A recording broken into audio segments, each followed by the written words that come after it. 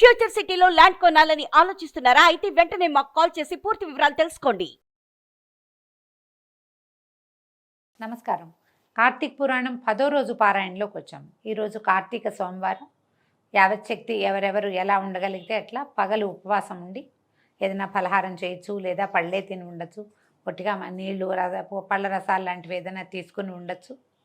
దీనికి తెల్లవారే స్నానం చేయటం, ఉపవాసం ఉండదలుచుకున్న వాళ్ళు పొద్దున్నే ప్రాతకాలమే తలస్నానం చేసేసి శివారాధన, విష్ణువారాధన మీ అవకాశాన్ని బట్టి దేవాలయ గమనం చేయగలిగితే చేయటం, లేకపోతే ఇంట్లోనే దీపారాధన చేసుకోవటం చేసుకుని పెద్దగా ఎవరితోటి పోట్లాటలు మాటలు పెద్దగా గొడవలు లేకుండా సాధ్యమైనంత ప్రశాంత శాంత చిత్తంతో ఏదైనా భగవదారాధన, భగవంతుడికి సంబంధించిన ఓ శ్లోకమో స్తోత్రమో నామమో జపం చేసుకుంటూ, జపం అంటే ఏదో పెద్ద విశేషమైందిగా భావించకండి, అదే నామాన్ని పదే పదే అనుకోవటం. ఓ శ్లోకాన్ని పెట్టుకుని శ్లోకం చెప్పుకోవచ్చు, ఓం నమ శివాయ చెప్పుకోవచ్చు, ఏదైనా సరే ఓం నమో భగవతే వాసుదేవాయ చెప్పుకోవచ్చు, లేదా ఏదో శ్లోకం తీసుకోండి, ఏదైతే అది ఆ శ్లోకాన్ని చదువుకుంటూ సాయంకాలము సూర్యాస్తమయం అయిన తర్వాత దీపారాధన చేసుకోవటము, తర్వాత భోజనం చేయటము చేస్తే సోమవారం ఉపవాసం చేసిన ఫలితం లభిస్తుంది.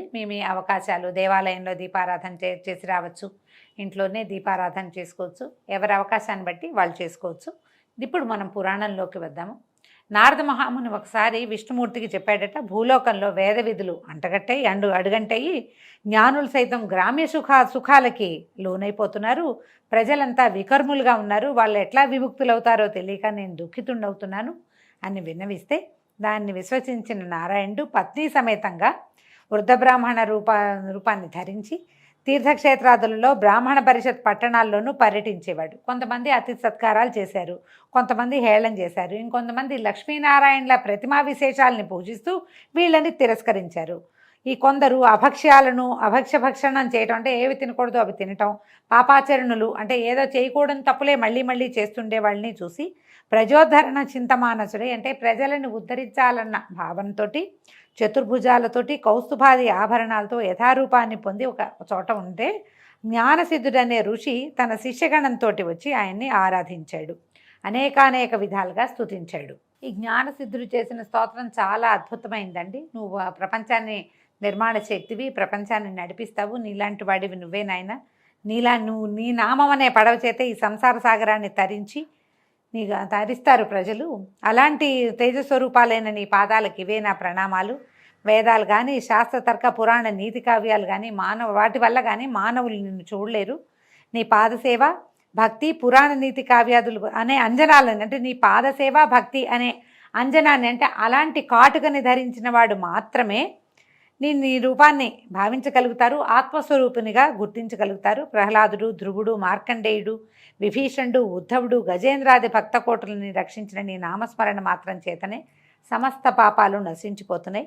ఓ కేశవ, నారాయణ, గోవింద, విష్ణు, మధుసూదన, త్రివిక్రమ, వామన, శ్రీధర, ఋషికేశ, పద్మనాభ, దామోదర, సంకర్షణ, వాసుదేవ అంటూ పరిపరి విధాలుగా నమస్కారాలు చేశాడు. నన్ను రక్షించు, కాపాడు, కరుణించమని అనేకానేక స్తోత్రాదులతోటి భగవంతుణ్ణి ప్రీతిపాత్రుణ్ణి చేశాడు.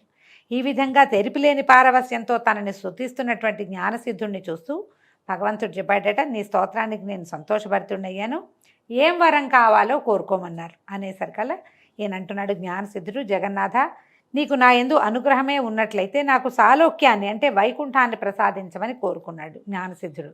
తథాస్తు అని దీవించి తార్క్యవాహనుడైన శ్రీహరి ఇట్లా చెప్పాడు, నీ కోరిక తప్పకుండా నెరవేరుతుంది, కానీ అత్యంత దురాత్మలతో నిండిపోతున్న ఈ నరలోకంలో మహాపాపాత్ములు సైతము సులువుగా తరించే సూత్రాన్ని చెప్తున్నాను విను. నేను ప్రతి ఆషాఢ శుద్ధ దశమి నాడు లక్ష్మీ సమేతుడినై పాలసముద్రంలో పవళించి కార్తీక శుద్ధ ద్వాదశి నాడు మేల్కొంటాను. నాకు నిద్రాసుఖాన్నిచ్చే ఈ 4 నెలలు ఎవరైతే సద్వ్రతాలను ఆచరిస్తారో వారు విగతపాపులై నా సాన్నిధ్యాన్ని పొందుతారు. విజ్ఞులు, వైష్ణవులు అయిన నీవు, నీ సహవ్రతులు కూడా నేను చెప్పిన చాతుర్మాస్య వ్రతాచరణని చేయండి. చాతుర్మాస్య వ్రతాచరణ శూలులైన వాళ్ళు బ్రహ్మహత్యాపాతక ఫలితాన్ని పొందుతారని తెలుసుకోండి. ఎవరైతే చాతుర్మాస్యం చేయరో వాళ్ళకి బ్రహ్మహత్యాపాతకం వస్తుంది. చాతుర్మాస్యం అంటే ఏమిటి? ఆ 4 నెలలు ఖచ్చితంగా ఇవి తినాలి, ఇవి తినకూడదు అన్న నియమాలు ఉన్నాయండి. ఆ నియమపాలన చేయటం. ఈ 4 నెలలు ప్రయాణాలు చేయకూడదు, ఒకే చోట ఉండాలంటారు. అట్లా అవకాశం ఉన్నవాళ్ళు దీని ఏంటంటే ఇందులో కూడా సంసారులకు ఒక రకమైన చాతుర్మాస్యం, సన్యాసులకు ఒక రకమైన చాతుర్మాస్యం చెప్పబడింది. ఇది చాతుర్మాస్యము, ఈ 4 నెలలు స్వామి పడుకుంటాడు అన్న ఒక్క ఇంగితం ఉంటే చాలు.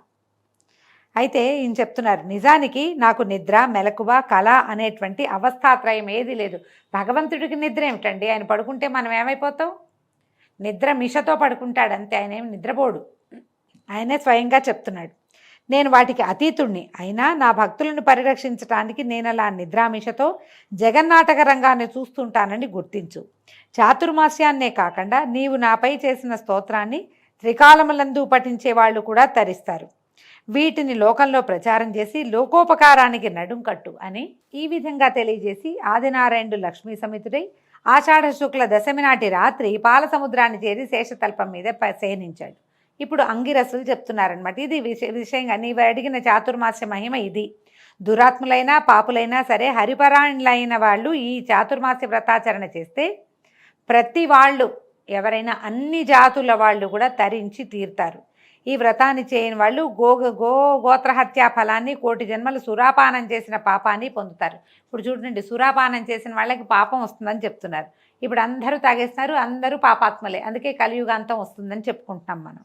శ్రద్ధాభక్తులతోటి దీన్ని ఆచరించే వాళ్ళు 100 యజ్ఞాలు చేసిన ఫలాన్ని, అంత్యంలో విష్ణులోకాన్ని పొందుతారు అని చెప్పబడింది. తర్వాత జనకుని కోరిక మీద వశిష్ఠుడు ఇంకా ఇలా చెప్తున్నాడట, ఈ కార్తీక మహాత్మ్యాన్ని గురించి అత్రి అగస్త్య మహామనుల మధ్య జరిగినటువంటి సంవాదాన్ని తప్పకుండా తెలుసుకోవాలి. ఒకనాడు అత్రి మహాముని అగస్త్యుని చూసి, కుంభసంభవ, లోకత్రయోపకారం కోసం కార్తీక మహాత్మ్య బోధకమైన ఒకానొక హరిగాథని వినిపిస్తాను విను.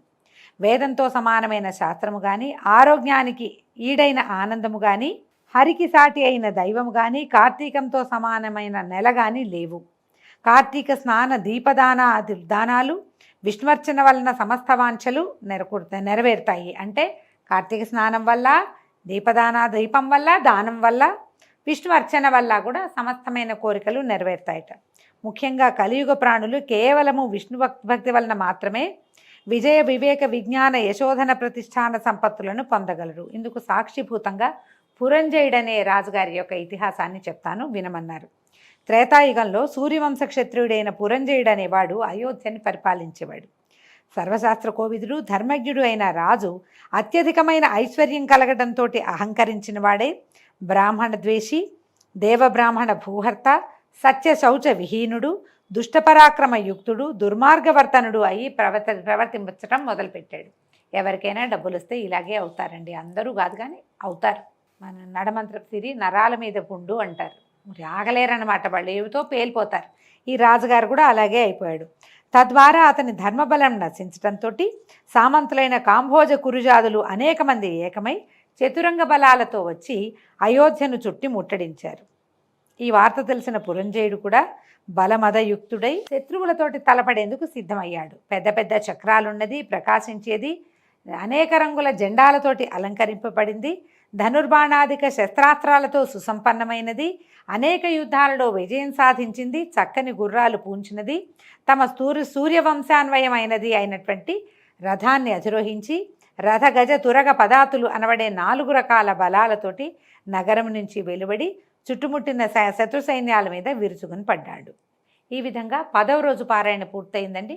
రేపు ఉదయం 11వ రోజు పారాయణతోటి మళ్ళీ కలుసుకుందాం.